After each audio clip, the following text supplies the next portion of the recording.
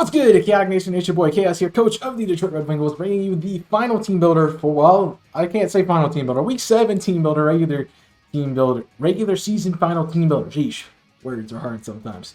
But this is the last week of the regular season. We are facing Teambuilder, the Darmanitan fans, and we need this win after a very unfortunate battle last week where everything went not our way right at the end. We had a very good start, just sucked really bad. So if you missed that battle, go check it out.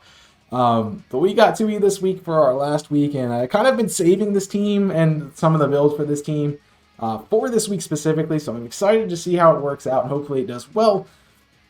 And again, we need this win because we need Soy to win and we need me to win, so that way I can guarantee playoffs. At the end of the day, for me, I don't really care to be in playoffs because that's another week I have to prep, and another week I have to prep against Soy, which is proving to be one of my most difficult preps, so I'm okay with either outcome of this. One gets me to do another match that I have a very good chance of losing, but I'm going to still try, and the other gives me just I don't have to worry about the season anymore. I can work on focus on future seasons or whatever else I want to do. So it's a win-win in my opinion. I mean, I'd like to win and I'd like to do playoffs and I'd like to become the champion of this season, but honestly, if that's not in my cards, it's not in the cards. So we're going to take this with a grain of salt. We're going to take last week with a grain of salt, with actually a mound of salt, because that was really annoying what happened. But we got a team to fight against Soy, not against Soy, against 2E this week, and then prep for Soy if I need to next week. So we'll see what happens. Starting off our team this week, we got Mimikyu, a Ghost of Fairy type. I don't think I have brought Mimikyu any of the weeks versus 2E, so this is going to be way out of left field. No, I did not bring Mimikyu at all versus 2E. So this is going to be way out of left field for 2E. Probably not expecting Mimikyu too much, but it has a very fun setup this week. I'm running Expert Belt. You can see all the stat breakdown above me too. It is a Adamant Nature boosting attack over special attack with its disguise ability as per usual. And I'm running Shadow Sneak, Phantom Force, Play Rough, and Trick Room. So I did showcase the Trick Room set in week 5 versus Soy, and now I'm bringing it again here in week 7. So my plan here is obviously, one of the easiest things I can do is Trick Room in Dragapult's face. Stop that, and then I can, if it wants to use Phantom Force first turn, I'm faster than the second turn, so I can do it. So I kind of give myself the way to play the edge here on the Dragapult. So if that comes to, he has told me that it's not coming, but I doubt that really severely, because it's been the one thing that stopped my team, and I think it's going to be too easy otherwise. So I got Phantom Force this week to kind of shut that down, Play Rough for stab, and Shadow Sneak for priority, which is another way to beat the Dragapult. If I Phantom Force on the right turn, I guarantee that I'm going to outspeed, and I can hit him before he hits me. If that's not an option, I can Shadow Sneak, get enough damage, and to deal with him there. So we have ways to deal with this Dragapult this week with Mimikyu, but it does more than that, and so I should go into that. It does beat Dragapult in Trick Room. It's my main counter to that. It beats Beartic in Trick Room because it's faster at that point, and it'll do more damage. It beats Charizard. It can beat Hatterene. It has a good matchup on Inteleon. I know not the greatest one. Also, we can set up Trick Room on Inteleon. It beats Noivern and Toxicity in Trick Room, and it can take on the Venusaur. So it has some slight niches, but this is primarily a, hey, there's Dragapult trying to Phantom Force its way through my team. Let's stop it with Mimikyu. So that's what I'm going to be using Mimikyu for this week. Hopefully it goes well. If it doesn't show up, Mimikyu's probably not going to be on the field. It'll probably just be something to bring and maybe a scary item in the back for the team. Up next, we got Grimmsnarl here, which I brought last time around, and I think I brought a different set, which I believe was more of a Flame Orb eject. Oh, it's the eject button set with Prankster, with Taunt Thunder Wave, Reflective Body Press. I brought a more offensive one. That was Soy Sweep. Nope, that's the wrong one. I brought one in week 4. If I can click on week 4. Week 4 was the Flame Orb set where I was tricking that onto Dragapult, which I didn't use at all, so I'm kind of upset that I didn't get to use that, but I brought a different set this time around, kind of making him think that I'm going to use that set again. But I am running Darkest Lariat, Trick, Bulk Up, and Spirit Break. Trick is on this set. Just kidding, it's going to be Bulk Up. And just kidding, it's not going to be Bulk Up, because Bulk Up's on this set. It's going to be Drain Punch. I just got to fix that. So it'll be Drain Punch instead. I'm going offensive this week. I can set up more defensively, so if like Dragapult wants to come in, I have a way to counter that here too. I kind of brought a lot of force into Dragapult here. But I am also a more specially defensive one. I am max HP, max special defense with a little bit of defense bulk, careful nature, boosting that special defense over special attack to give me a little bit more utility here. And this week I am running leftovers on the set this time. I'm not using a trick shenanigans, so this is going to be a very tanky Pokemon. They can also deal out some hits, as well as Drain Punch can recover my HP more. So that's kind of why we're seeing Dragapult. Yeah, I don't have a Dragapult. We're seeing Grimmsnarl run here. It also has some nice matchups, specifically against Beartic. That's kind of my win con there. It can beat, it's a weird matchup versus Copperajah, but can do some damage. It beats Colossal, it beats Corviknight outright, it beats Dragapult outright, Inteleon outright, Hatterene outright, and Weavern outright. It has some matches versus Charizard and Bolton that I have to look at. They're faster, so it's going to cause some damage, and obviously I got to just deal with that. Kind of can beat a Bolton if I have enough defense on me, but that's gonna be rough. Copperajah can be beat if I'm +2, so I can set up in its face and just Drain Punch the heck out of it for HP back. So Grimmsnarl's got some nice matchups there. Kind of a different set, more offensive. I haven't really run an offensive Grimmsnarl this season, so glad to get to try that out. Up next, we got a Alolan Ninetales. I kind of swapped this out for Jinx, as I've been running that the last 2 weeks, so I didn't have an Alolan Ninetales until I think week 5, but I am switching it out this time as another option for my team. He does not like Hail, he does not like Blizzard, he does not like Fairy type moves or coverage for Dark type, so Ninetales has got a lot going for it this week and can do a lot of trickery as well. I have a weakness policy, which allows me to live a hit. I am running Aurora Veil this week. I'll let you guys know ahead and know that. I am running Aurora Veil this week, so I can set up an Aurora Veil, take a hit, and then proceed to start doing some massive damage by clicking Blizzard, by clicking Moonblast, or by clicking Draining Kiss. That's my moveset. So weakness policy will boost my special attack +2, gives me a lot of damage. I am a timid Ninetales, boosting that speed over attack. Obviously running Snow Warning, and I have the set that I was talking about. Draining Kiss is on here. I wanted to run Pain Split as a better option, but Draining Kiss does give me some damage here right off the bat, so that is just an option for me to do. I can use damage, and if I'm +2, that's going to do a lot, so I can heal myself back up and just kind of sit around and plop up a Aurora Veil. So although Ninetales got a lot of fun and can do a lot of things. It does beat Beartic, although Beartic with Flush Rush could be a problem for my team. It beats Bolton as long as Veil is up. It beats Charizard if it outspeeds and it's in Veil. Charizard has been known to be a little bit slower on his team, so I've outsped it every week. So if he's running a timid nature, we probably will not outspeed. But it is a pretty close matchup there. I believe the speed tier for Charizard, he gets 328 with a positive nature and maxed out. Ninetales hits 348, but I'm pretty sure I want to check this. I haven't gone over the investment. Yeah, Ninetales is going to outspeed, so I should beat Charizard most of the time, barring a crit or not having Veil up. So should have no problem there with Zard as well.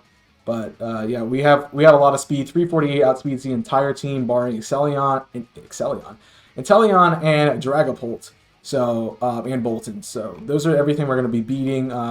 It can beat Beartic as long as Beartic's not Flush Rush, which I honestly don't see Beartic coming, but it could be a possibility, which might make me think about bringing Ninetales in that match. So we'll see what happens. Expecting 2B to try to win here, so that's obviously what you should expect from your opponents. Ninetales with this beats Beartic and Bolton with Veil, beats Charizard with Veil, beats Dragapult. If weakness policy pops, it can beat Hatterene, beats Inteleon with Veil, is my perfect counter to Noivern and Venusaur, because speed as long as Sun is not set up, and can take on Toxicity. We haven't seen it yet, and I'm kind of not worried about it, so we have some utility there for Ninetales to deal with. Up next is Top Banana or Rillaboom. It's the same one we run every week. Running Grassy Glide, Knockoff, Earthquake, and Drain Punch. He hasn't really stopped yet, so I'm going to make him stop it, or it's going to work. It's Adamant Natured with max attack investment, max speed investment, so I'm faster than most of his team, and I also have Expert Belt to boost damage. I literally think this is the same set I brought every week, so it's really good. It works, and I like it. So coverage for a lot of the team. Rillaboom beats Dragapult, beats Hatterene, beats Toxicity, Copperajah. Main counter for Inteleon beats Bolton, beats Beartic at 75%, and it can take on a Colossal. So we got a lot of utility there with this set, and it's pretty standard. probably should expect them right now. So we'll see what happens with it. Next, we got Aerodactyl, and I'm running Life Orb this week. It's a little bit different than we've run in the past. I found that Focus Sash and Tailwind and Stealth Rocks have not been doing really well for me, so we have brought an offensive, it's hyper offense, Aerodactyl this week. I'm running Life Orb for some extra damage, because I do not expect to really have any issues. I can set up in people's face, and I probably won't have to worry about that too much. Aerodactyl should have enough damage with Life Orb to one-shot most things. So that's kind of the set. Running max speed, max attack as per usual. It's literally the same one. I just swapped around the moves, which I should show you because we're running Rock Slide, Crunch, Earthquake, and Dragon Dance. Crunch is primarily there to deal with the weaknesses to Dark that I cover with my flying type weakness. I didn't need really a flying type move because Venusaur is very unlikely, and even if Venusaur does come, Grass is going to be neutral because of flying. So I can still hit it back with Earthquake and also Dragon Dance in his face. So I should have a good matchup there against Venusaur. Man, that's a really good option for Aerodactyl. Speaking of Aerodactyl, when it does well against, it can set up on Corviknight. It beats Dragapult with Draco Meteor, as I run every week. It does that if it wants to be special. Don't really expect it, but I do have it calc for that. It beats Venusaur. It beats Toxtricity. It beats Copperajah if it's around 60% or if I'm +1. It beats Bolton and Charizard, which is its main counter, so if those come out, we have Aerodactyl to set up. Also, I can just lead Aerodactyl and think Stealth Rock is going to be a thing, so can also have that pressure for a lack of Zardbring. It beats Inteleon at 50%. It beats Colossal. It beats Noivern. It has a good matchup against Beartick, barring that it actually can land Rock Slide and do a lot of damage. So the primary setup for this is a setup sweeper. It can be run that way. I kind of want to hold that to my chest as much as possible, so I can use it maybe game 2 to get a nice win there, or maybe I lead with it game 1 and just do some work. Either way, Aerodactyl does have some work to use, and it honestly just depends on what he leads. I could see Alola Ninetales, or I could see Aerodactyl being a lead for my team, as well as Rillaboom. It did well last time I led it as a lead, so it could be another option for my team. And I think this is our last Pokemon, but it is Darmanitan, and I think I've switched it up just a tad bit. It is another jolly-natured Darmanitan with max speed, max attack, so I'm sitting with a lot of damage. I am running Life Orb again to do some chip, and I have Flare Blitz, Payback, Rock Slide, and Earthquake as coverage moves, just so I can do some damage here and there. We did find that Darmanitan typically outsped Charizard last time, so it's obviously not a fully invested Charizard. It's obviously a modest Charizard. If it wants to be fully invested in speed, it hits 299. If I'm positive speed nature, 317. So unless it's a timid Charizard or a speed boosting Charizard, we should be outspeeding it. Even if we aren't, we should still be able to beat it. It doesn't really have much to do with us unless it's an attacking, a physical Charizard with Earthquake or something like that. So we should be good. But Darm does do some work this week, as it did last time too. It's primarily there for Corviknight and Colossal. That's its main 2 targets. I do think Colossal could be trying to do something here with Tar Shot, maybe. I don't know. Also could be a counter to my Anti-Trick Room, so that could be a possibility. And Corviknight just sits there and just takes hits, so I need to be able to deal with that. That's why Flare Blitz is there. I do beat Hatterene, Venusaur, Copperajah, and Beartick outright as well. But I do have a weird matchup versus Charizard and Bolton, depending if I'm faster than Charizard or if I'm faster than Bolton. The issue with Bolton is it will outspeed me probably, even if it's not max invested, because it's 341 versus 317.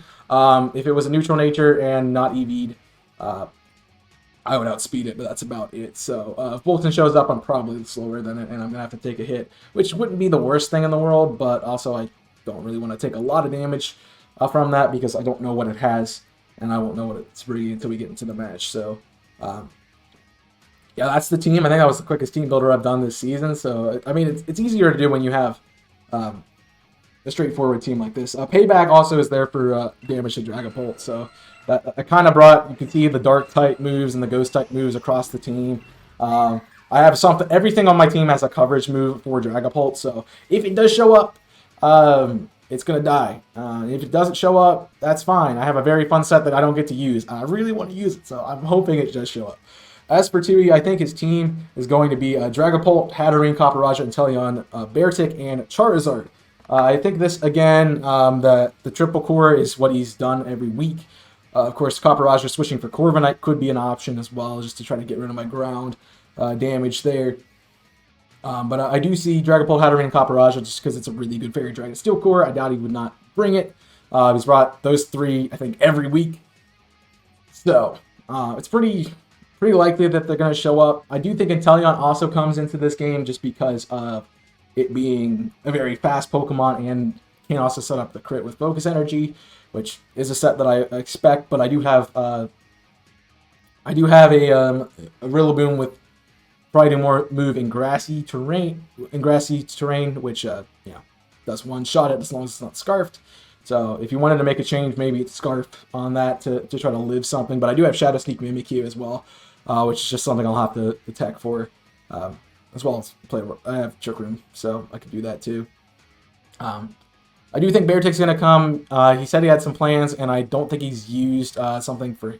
I think he sees it as an option for Hail, despite the fact that it's maybe not the best matchup in the world. It does have a lot of coverage moves and things like Fighting, Dark, Ice Rock, you name it. It probably has coverage for it. So it can coverage my team, and if it's set up with Hail, it can do a lot of damage. So probably if we see Beartick, I'm not going to bring Ninetales just as a safety, because we could definitely see that as a mirror matchup there, and I do not want to have that as a possibility. And I think Charizard comes again just because, as I mentioned, it's one of my favorite it's my favorite Pokemon, and he's probably one to use to beat me. It didn't do bad last time around, besides dying twice, but it did take something with it second time. So if he builds it correctly, I think it could do a lot of damage to my team. I also just remembered it does get Scorching Sand, so if it's faster than my Darmanitan, I will have a problem with that too. So I need to be careful with this Charizard. Just seeing how it's calc'd this week. Last time, we definitely knew, we didn't know what Charizard was exactly. We knew it had Life Orb, and it was most likely a special attacker, which I put in the wrong section. It's most likely a special attacker. I mean, I don't have a lot of, notes on 2B's team because we haven't seen all of it, and he doesn't do Team Builder, so I have no idea what he's bringing. Honestly, we know Snipe Shot on Inteleon, we know the Dragapult set with U-Turn D-Dance, Dragon Claw and Dragon Fang with Phantom Force, and we know Heavy Slam on Copperajah, Flamethrower Air Slash Charizard, and Home Claws on Corviknight. So we don't really have a lot of intel. We kind of know how some things are built, and also not sure about some other things. So it could be an interesting match, especially if he tries to do something different with it. So I'm looking forward to seeing what he does. I'm looking forward to hopefully grabbing our 4th win of the season, putting us above 50%, and at that point, that's all we could have done for the season besides not be a melon last week. So well, I'm still kicking myself for that, and I'm going to be upset if that's the reason I'm out of playoffs. But if it's because I'm dumb, then that's my own fault. But I hope you guys did enjoy this team builder. A little bit shorter. I hope you guys enjoyed that, if anything, if you didn't want to watch the whole 30-minute video. But I really hope we do well this time around. I hope things go well for us. And best of luck to my opponent. Best of luck to the rest of the teams, and we'll see what happens in playoffs. Obviously, I will not know as of recording this video or the next video if I'm going to be in playoffs or not yet, so you just have to stay tuned. If you're not following the PDL official Twitter, you can PDL_S6 is our Twitter handle, so if you find us there, follow that. We'll be posting when we have the team set up. I think Doubles is already set up at the time of recording this. It's definitely already out now, so if you want to check that out, you can see that. But the rest of it should be there if you want to check it out. So make sure you're following us on Twitter. Also a good place if we do something for the next time. You can be notified right away when we have something for the season. But that is going to be it for me. Make sure you hit that like button, subscribe, support us here at the Detroit Red Wings for our final match of could be final match of the season, our final match of regular season anyway, and let's see what we can make for playoffs. So I'll let you guys know when I can. I'll probably retweet that tweet, so if you're following me on Twitter, you can see it too. But yeah, that's all I've got for you today, so thank you for watching. Hope you have enjoyed. Make sure to hit that like button, subscribe for more content, and to support the Detroit Red Wings in our run here for this season. And I hope to see you guys again tomorrow for the battle. So until then, my name is Chaos, and I'm signing off. Stay safe, and as always,